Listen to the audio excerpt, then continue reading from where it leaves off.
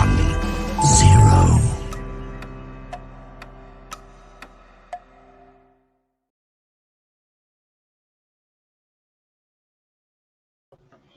Bonsoir et bienvenue à cette nouvelle édition de votre émission de débat et réflexion sur des thématiques relatives à la spiritualité du continent africain. La spiritualité en général nécessite une certaine réflexion très poussée vers nos traditions, nos us et coutumes. Car l'Afrique a beaucoup de génie, l'Afrique a beaucoup de ressources spirituelles en tout cas, auxquelles l'Africain devrait se servir pour comprendre comment fonctionne le monde et comment fonctionne sa nature. L'identité africaine, justement, vient de quelque part, comme nous l'avons déjà dit dans plusieurs émissions, sur la compréhension philosophique de l'homme noir. L'homme noir dont on parle ici n'est pas seulement celui dont l'environnement décrit aujourd'hui. Quand on dit que l'Afrique est le berceau de l'humanité, ceci n'est pas dit par flatterie ou par l'esprit de mensonges ou de nuancer certaines réalités justement anthropologiques de la société telle que la nature l'avait créée. Il y a toujours un responsable, il y a toujours un géniteur, il y a toujours un créateur. Pour reprendre le mot tel que nous l'exprimons à travers les écrits bibliques ou les différents textes religieux que nous parcourons en tout cas à travers le monde. Tel que nous l'avons déjà parlé la semaine dernière sur le kimbanguisme à travers son créateur, à travers cet homme qui a sacrifié son unité spirituelle justement pour le peuple noir, mais que les siens n'avaient pas très bien compris, les siens n'avaient pas bien maîtrisé en tout cas sa philosophie. Est-ce que aujourd'hui, est-il possible de penser que l'Africain n'ait pas son histoire? L'Africain a son histoire justement, une histoire très vécue. Et comme nous allons parler encore une fois de Simon Kimbangu, je vais vous prier en tout cas de nous accorder un moment de réflexion pendant 30 secondes pour nous permettre justement de reprendre nos textes que nous avons préparés afin de reprendre cette émission. Et donc, nous allons vous demander un moment d'interruption pour 30 secondes et nous allons donc revenir à cette émission. Voilà. Est-il possible de considérer aujourd'hui que Simon Kimbangu est Dieu? C'est la question. Si nous sommes d'accord sur la question de savoir si Simon Kimbangu est Dieu, alors nous aurons résolu justement l'équation très épineuse qui nous est posée aujourd'hui par les différents penseurs, par les différentes personnes qui s'interrogent. Nous avons parlé l'autre fois sur les origines de Simon Kimbangu, en tout cas en résumé, et nous avons eu 86 appels, également des gens qui ont réagi à nos différentes plateformes de Télé Saturne et de Canap 54 TV, qui émet justement sur les bouquets africains d'Europe et d'Afrique. Mais ici sur Télé Saturne, la plateforme à laquelle nous diffusons, beaucoup de gens nous ont écrit en tout cas pour réagir. Nous avons eu des appels de l'Allemagne, de France, de l'Afrique également. Je me rappelle avoir reçu un appel de Côte d'Ivoire. Également, actuellement, nous avons des appels des États-Unis. Beaucoup de gens nous appellent, même du Canada, par rapport aux précédentes émissions sur Simon Kimbangu. Mais il est nécessaire que nous puissions donc consacrer beaucoup de temps de réflexion pour savoir qui était cet homme.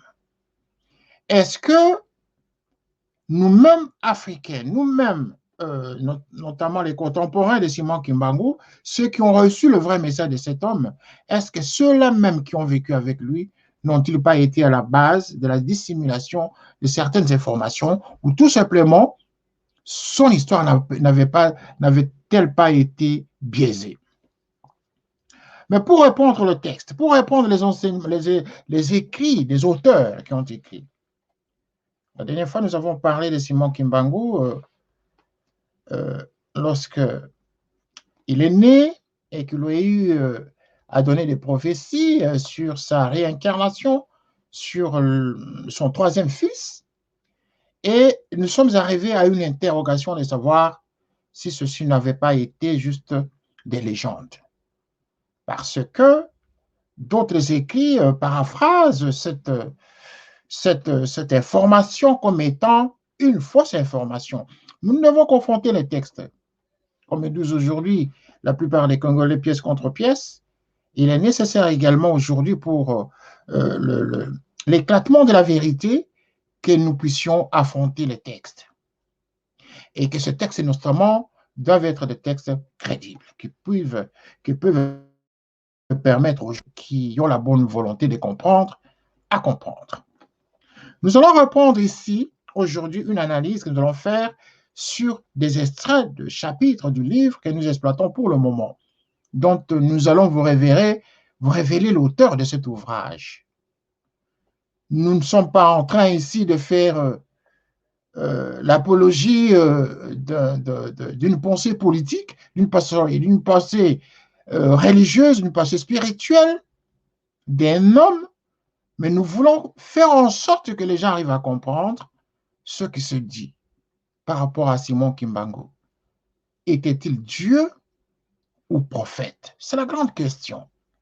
Est-ce que ceux qui ont hérité de Simon Kimbangu, qui ont hérité sa pensée politique, est-ce que ont-ils accompagné cette pensée philosophique et religieuse dans le bon sens, dans la bonne direction? Est-ce que cette pensée n'avait-elle pas été biaisée? Alors, nous allons prendre l'extrait d'une page dont nous allons tous ensemble discuter sur Simon Kimbangu. L'extrait nous dit ceci.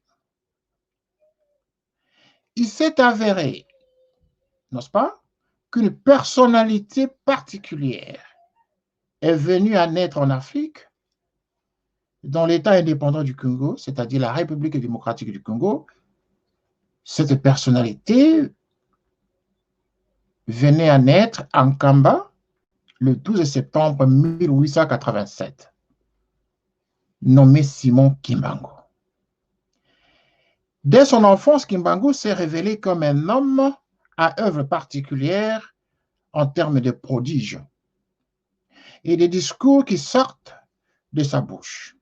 À titre d'exemple, dans sa 34e année de vie, il redonne la vie à une dame nommée Dina, décédée depuis une semaine et qu'on lui a ramenée depuis un village lointain de Kamba. Ici, c'est une espèce de miracle que Simon Kimbangu aurait fait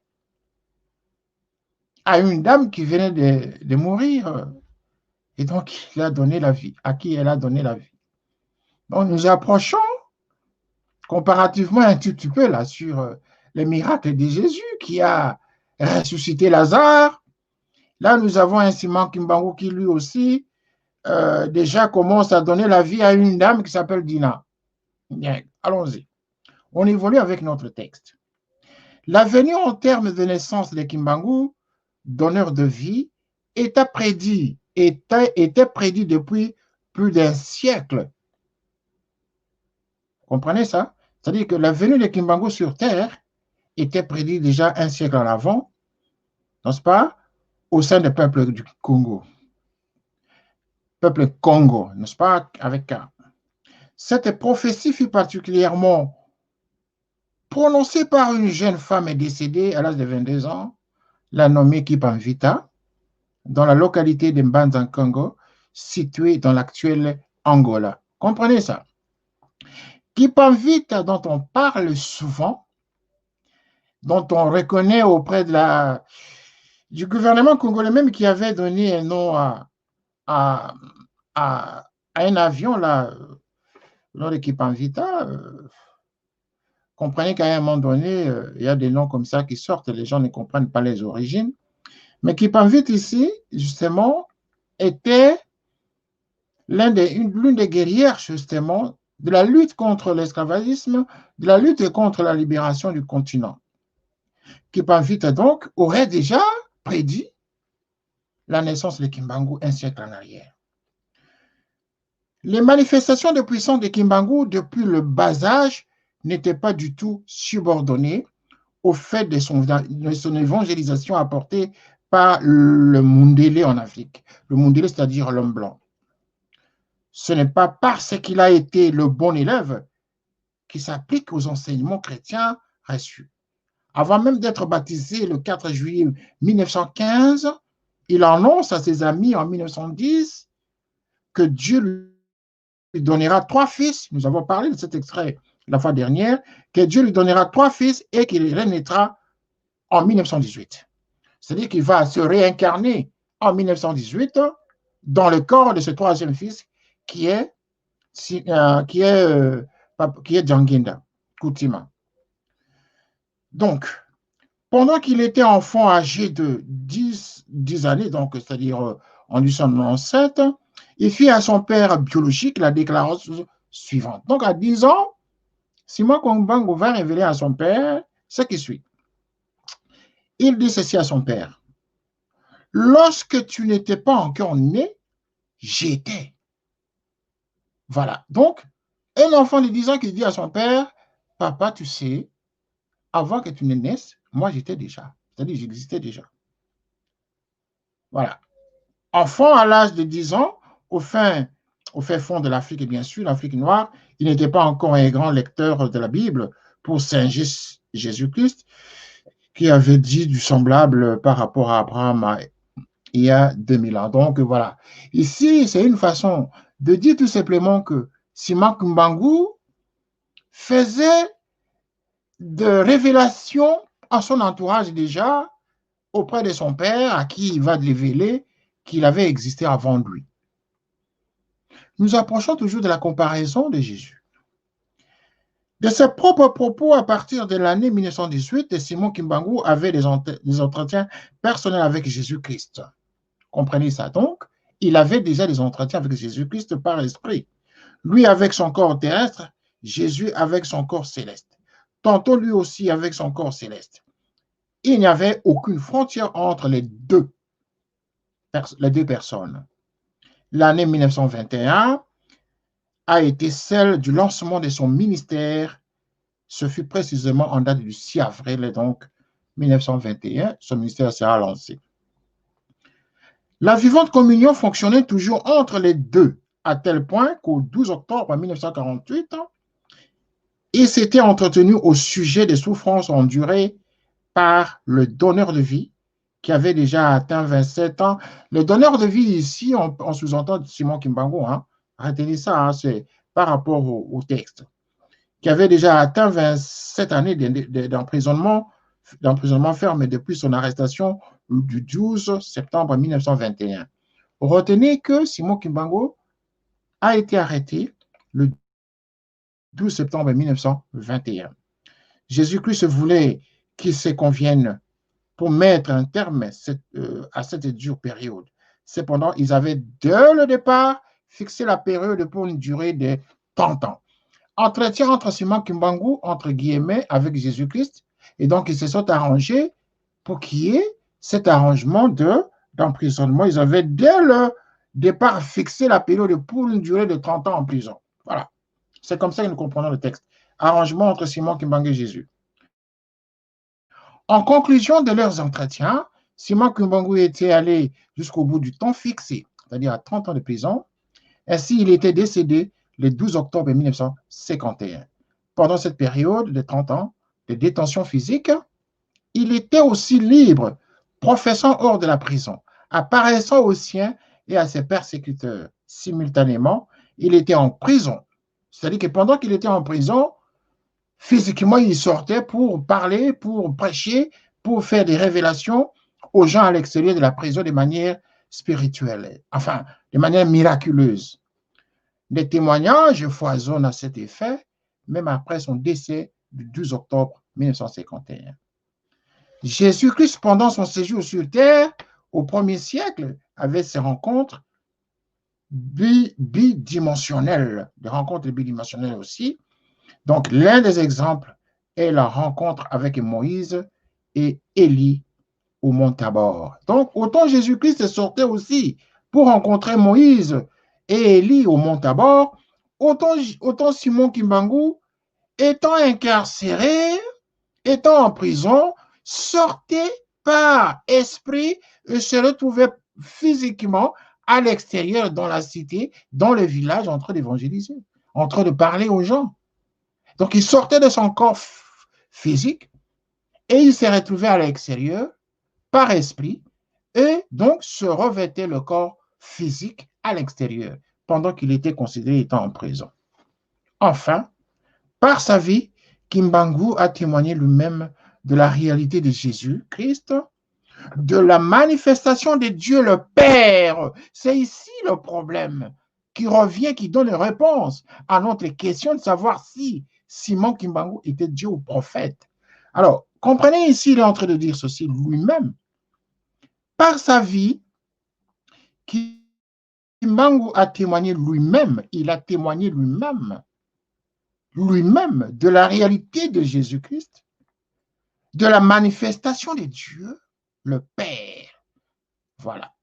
Si Simon Kimbangu, dont on dit qu'il est Dieu, alors que lui-même, Simon Kimbangu ici, témoigne lui-même de la réalité de Jésus-Christ, de la manifestation de Dieu le Père, ainsi que de la puissance du Saint-Esprit dans une autre race d'hommes que la race noire sise en Afrique.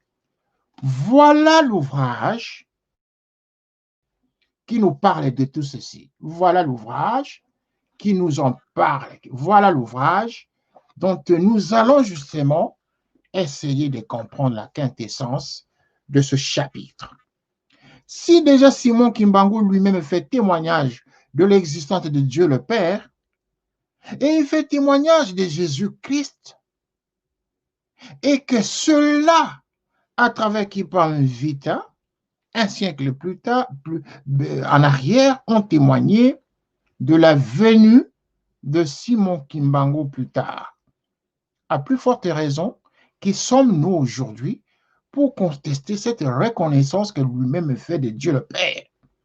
Et en quoi, en ce moment-là, lui-même, Simon Kimbangu, devient Dieu le Père, Dieu le Créateur? C'est la question.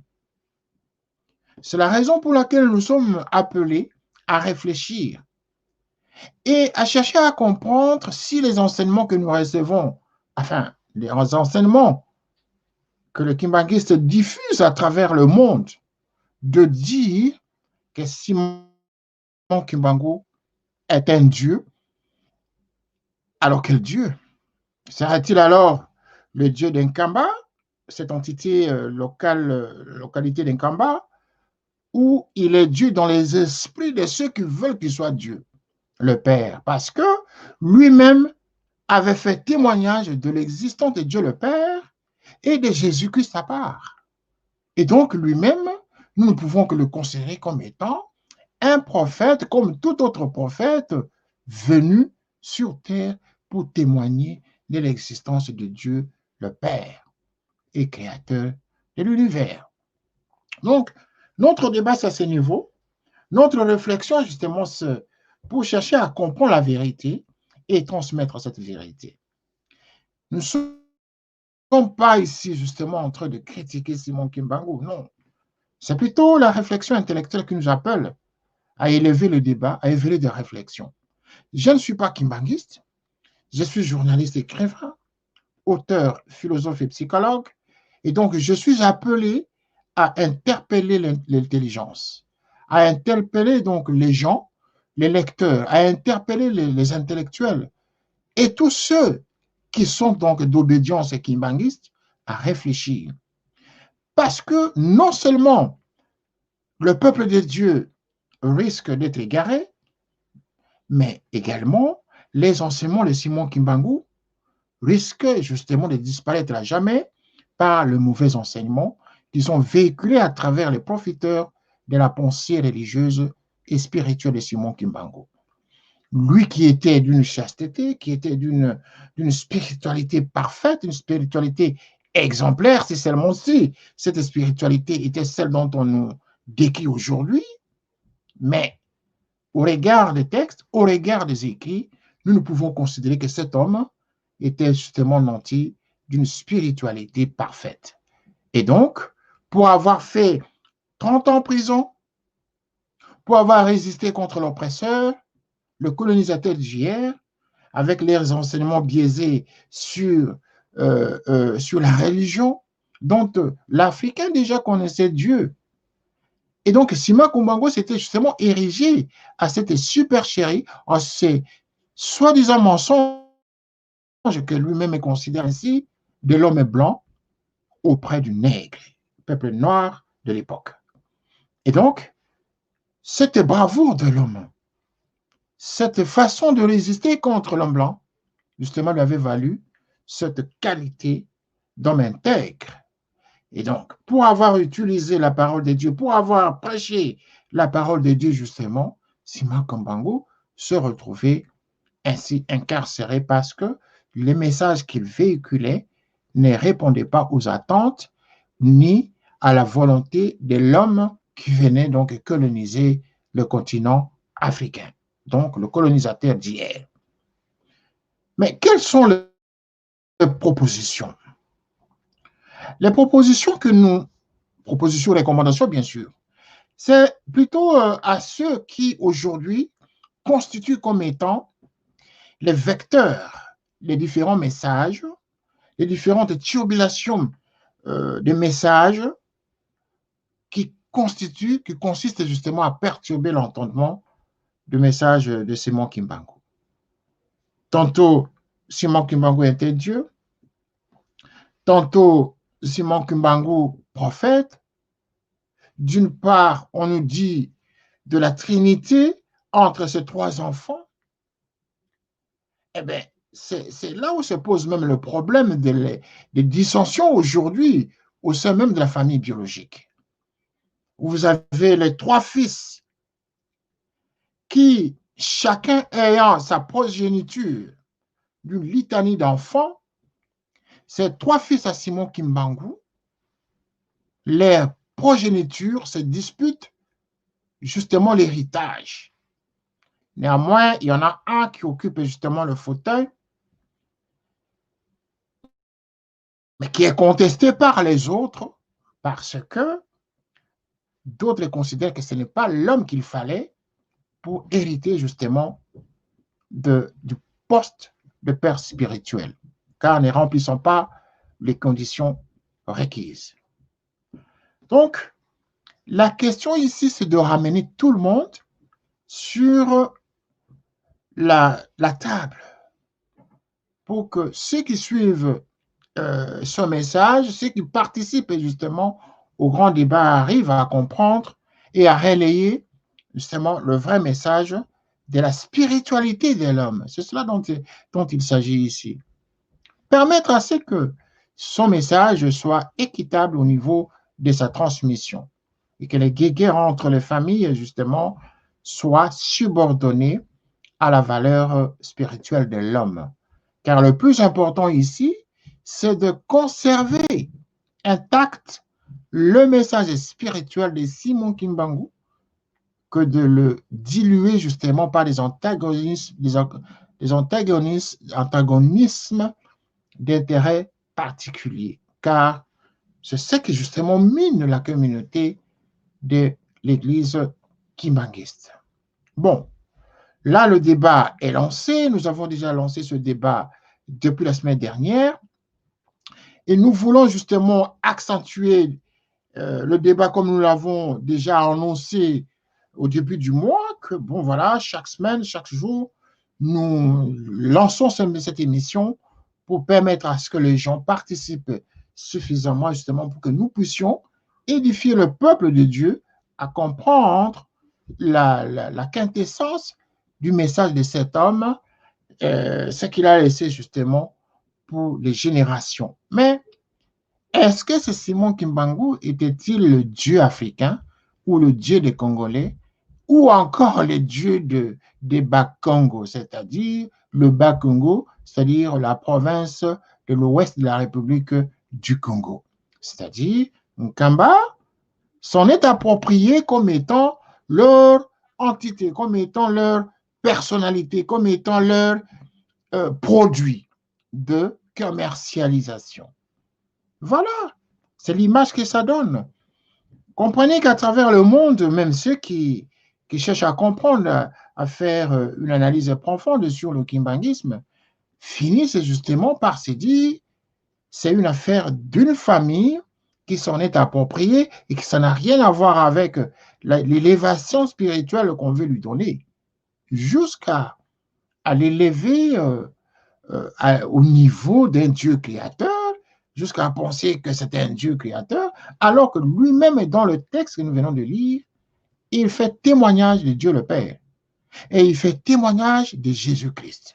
Ça voudrait dire tout simplement que ceux qui ne comprennent pas les enseignements, ceux qui ne comprennent même pas Simon Kimbangu, auront du mal à comprendre et à accepter l'idée que Simon Kimbangu n'était pas Dieu.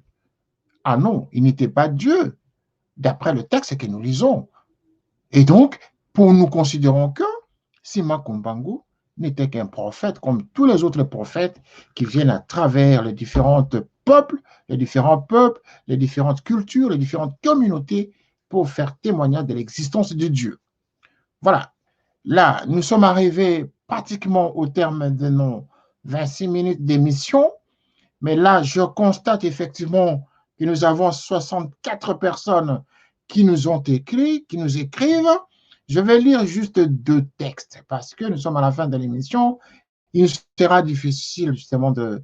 Voilà, Monsieur Emmanuel nous écrit de l'Allemagne. Monsieur Emmanuel dit ceci. Voilà, Monsieur René Kitoko, merci beaucoup de nous donner cette émission ce soir. Voilà. Il dit ça. Merci beaucoup de donner cette émission ce soir. C'était un grand débat sur Simon Kimbangu. Merci. Et voilà, il dit à la fin, moi, je considère que Simon, en tout cas, il a résisté. Voilà. Il a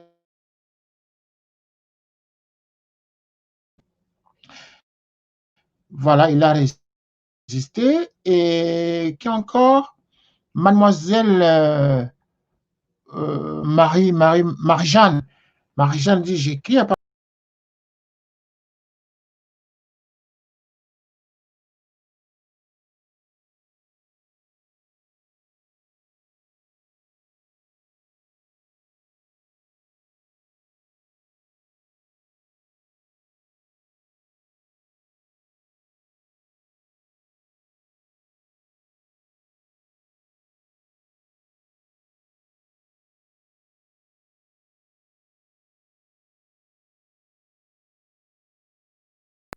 OK. Voilà, nous sommes arrivés donc pratiquement à la fin de cette émission. Je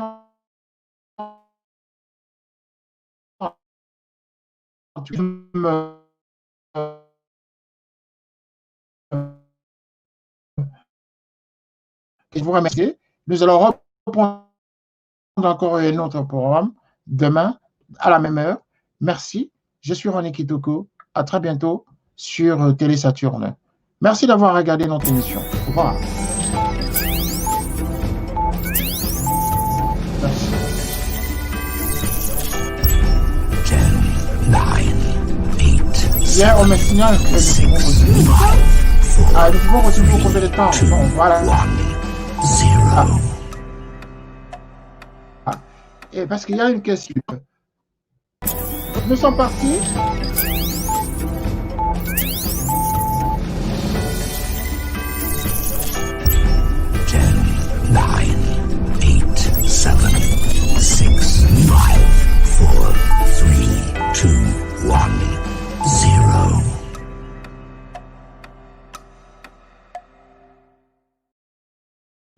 Voilà, nous allons terminer cette émission ici parce qu'il y avait une question majeure qui est tombée à l'écran et tout à l'heure, il y avait un dysfonctionnement au niveau de de la réalisation. Donc, je tenais à remercier M. Maurice Pungui qui nous écrit de l'Allemagne encore. Et puis, il y a M. Adrien Adrien Katumba, elle est au Canada. Il est au Canada plutôt. Merci, messieurs. Nous sommes à la fin de l'émission. Merci, comme je l'avais annoncé tout à l'heure. Que Dieu vous bénisse là où vous êtes. Nous allons reprendre l'émission encore et notre programme demain. À très bientôt et restez fidèles au programme de Télé Saturne. Au revoir.